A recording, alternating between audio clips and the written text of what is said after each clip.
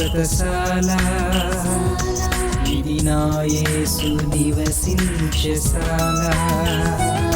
మీద పేదలైన గొల్లలు, గొప్పవారైనటువంటి జ్ఞానులు, అలాగే మన వంటి వారు ప్రలోక పట్టణంలో ఉన్నటువంటి దేవుని యొక్క దూతలు దేవుణ్ణి ఆరాధిస్తూ ఉన్నారు. పరిశుద్ధాత్మను మనం కలిగి ఉన్నప్పుడు పరసంబంధమైనటువంటి సంగతులను కూడా దేవుడు మనకు చూపిస్తాడు. అందుకే ఒక పాపి మారు మనసు పొందితే ఎక్కడ సంతోషం కలుగు చెప్పండి?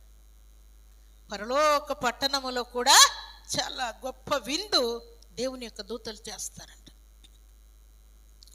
పాపి మారు మనసు పొందితే పరలోకంలో గొప్ప విందు దేవుడు జరిగించినట్లుగా పాపుల కోసం యేసయ్య సిలువలో మరణించి మూడవ దినాన మృత్యుంజయుడై తిరిగి సజీవుడిగా లేచిన తర్వాత దేవుడు పరలోక రాజ్యానికి ఆరోహణమైతూ నేను వెళ్తూ ఉన్నాను, మరలా తిరిగి వస్తాను మిమ్మల్ని తీసుకుని వెళ్ళడానికి అని దేవుడు ఆజ్ఞాపించాడు. దేవుడు ఇచ్చినటువంటి మాట ఏంటంటే పరలోక సంబంధమైనటువంటి వాటిని కూడా మనకు చూపించాలని దేవుడు ఆయన పరిశుద్ధాత్మను మనకిస్తున్నాడు.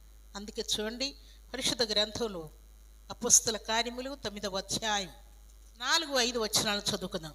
అప్పుడు అతడు నేల మీద పడి, సౌలా సౌలా నీవేళ నన్ను హింసించుచున్నావని తనతో ఒక స్వరం పలుకుట వినెను.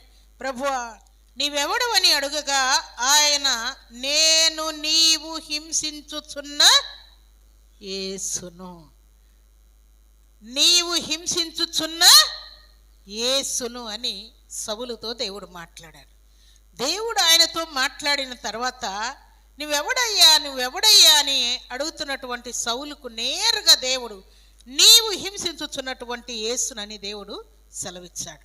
ఈ శుభదినాన పరిశుద్ధాత్మ దేవుడు ఏం చేస్తా అంటే దుష్టత్వంలో ఉన్న వారిని కూడా దేవుని మార్గం వైపు మళ్ళిస్తూ ఉన్నాడు.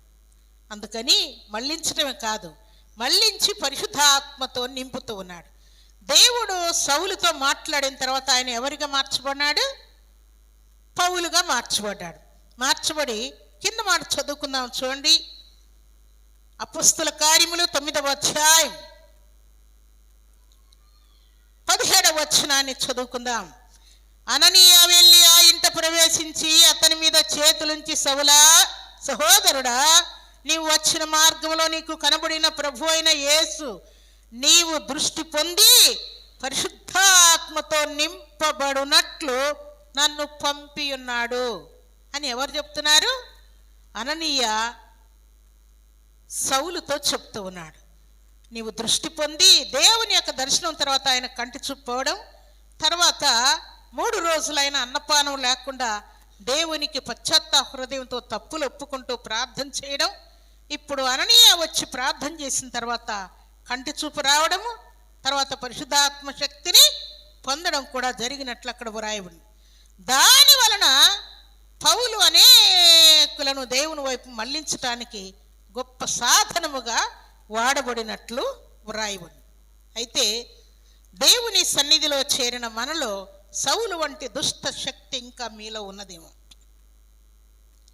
సౌలును దుష్టుడైనా కూడా పౌలుగా మార్చి పరిశుద్ధాత్మతో నింపినటువంటి దేవుడు మనల్ని కూడా దుష్టత్వం నుండి విడిపించి పౌలుగా మార్చి పరిశుద్ధాత్మతో నింపినట్లు మనల్ని కూడా పరిశుద్ధాత్మతో నింపాలని దేవుడు కోరుకుంటూ ఉన్నాడు.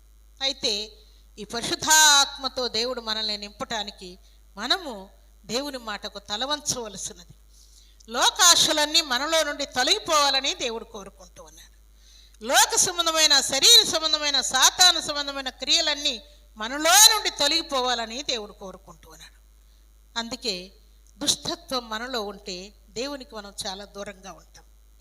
నిజంగా మన హృదయంలో దుష్టత్వం తొలగిపోయిన నాడు క్రిస్మస్ మనం జరుపుకున్నట్టే. నూతన వస్త్రాలు ఉన్నా, తిండి ఉన్నా, అలంకారం ఉన్నా, లేకుండా డెకరేషన్లు ఉన్నా, ఏమున్నా కూడా అది నిజమైన క్రిస్మస్ కాదు ప్రియులారా. సర్వశక్తివంతుడైనటువంటి దేవాతి దేవుణ్ణి నీ హృదయంలోనికి చేర్చుకుంటే సౌలు పౌలుగా మార్చబడిన తర్వాత ఎలాగున దేవుణ్ణి హృదయంలోకి చేర్చుకొని దుష్టత్వానికి దూరమై జీవించాడో ప్రభు సన్నిధిలో చేరిన మనందరి జీవితాల్లో కూడా దుష్టత్వం దూరమైపోవునుగాక. సర్వశక్తివంతుడైనటువంటి దేవాతి దేవుని సన్నిధిలో చేరిన మనమందరం కూడా క్రిస్మస్ ఆనందముతోనూ సంతోషముతోనూ సమాధానముతోనూ మనం నింపబడాలని దేవుడు భూలోకానికి దిగివచ్చాడు.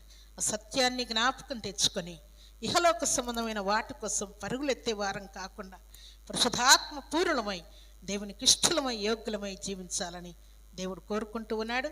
అలాంటి కృపా భాగ్యం సర్వశక్తిమంతుడైనటువంటి దేవాతి దేవుడు సర్వసమృద్ధిగా మనందరికీ అనుగ్రహించి ఆశీర్వదించునుగాక.